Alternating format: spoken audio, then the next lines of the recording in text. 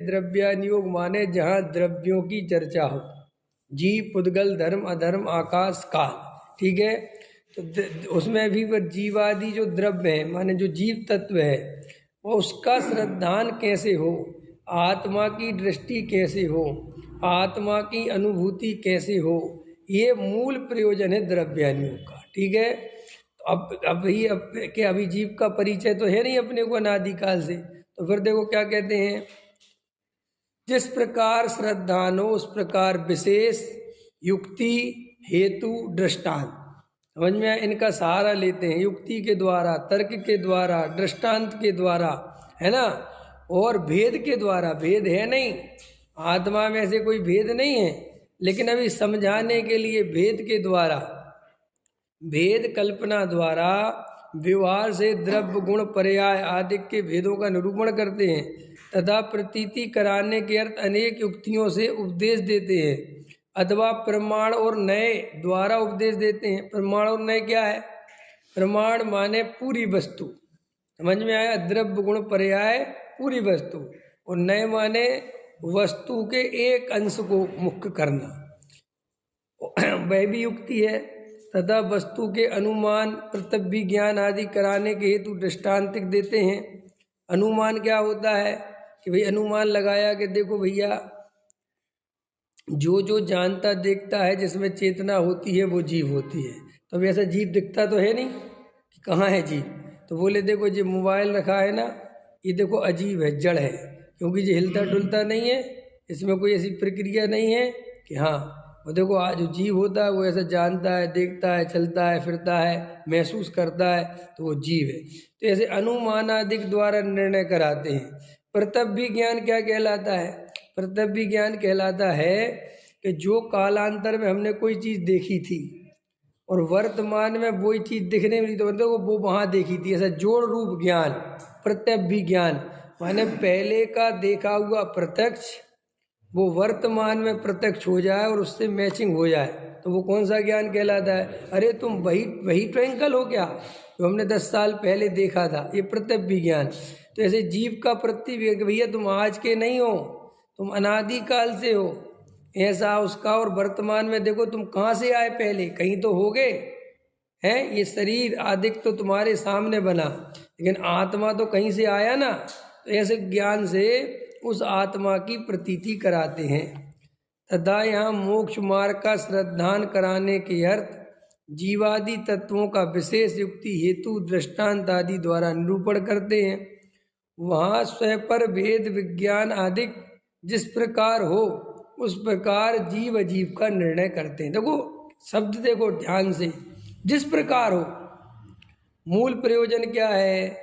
जीव अजीव का भेद विज्ञान होना चाहिए।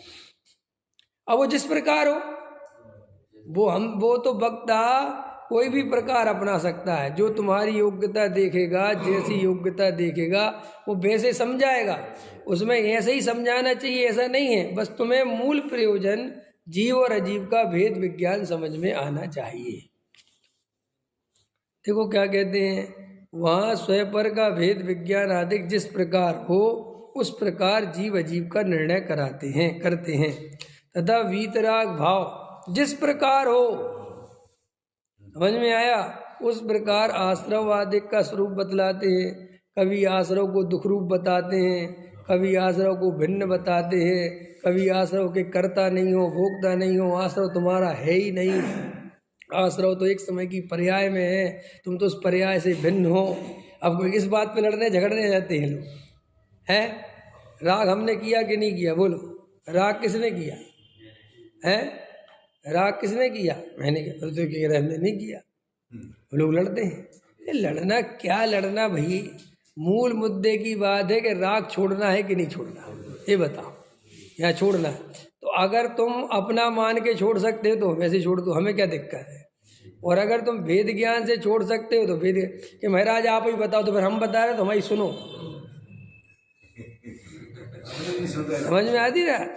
आप समझे आचार्य की क्या शैली है कि वो तो दोनों बात करते हैं, फिर अपन दोनों बात उलझते हैं, तो आचार्य कहते हैं हम तुझे समझा रहे, हमारी सुन। कि महाराज आप समझाओगे, हमारा अनुभव ये कहता है कि तू राग आदि का कर्ता भोक्ता अपने को मानेगा, राग आदि को अपने स्वभाव में मिलाएगा, तो तू राग से भेद ज्ञान नहीं कर पाएगा।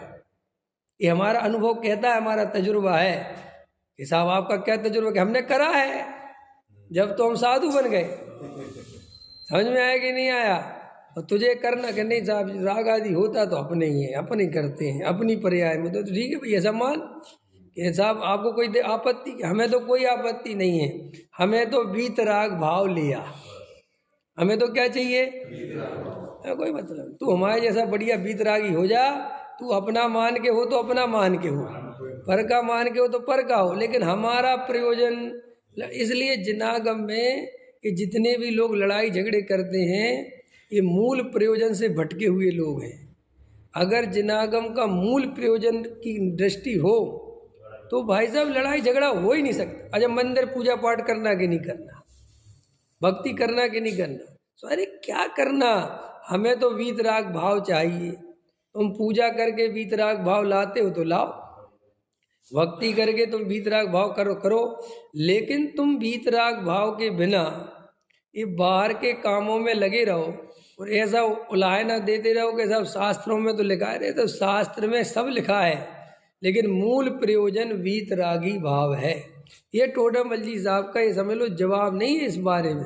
क्या गजब लिखते हैं, ये नहीं लिखा उनने कि इस प्रकार, उनने तो कहा जिस प्रकार तुम जानो वो प्रकार जिस प्रकार उस प्रकार आश्रव आदि का स्वरूप बतलाते हैं, और वहाँ मुख्य रूप से ज्ञान वैराग्य के कारण जो आत्मानुभव आदि हैं उनकी महिमा गाते हैं। देखो भाई साहब, अब ये डाली उनने एक लाइन, मुख्य रूप से तो ज्ञान वैराग्य के असली कारण आत्मानुभव हैं। देखो मुद्दे की बात है, अगर आत्मानुभव नहीं करोगे तो तुम्हारा ज्ञान कभी सच्चा नहीं कहलाएगा और तुम्हारा वैराग्य कभी सच्चा नहीं कहलाएगा।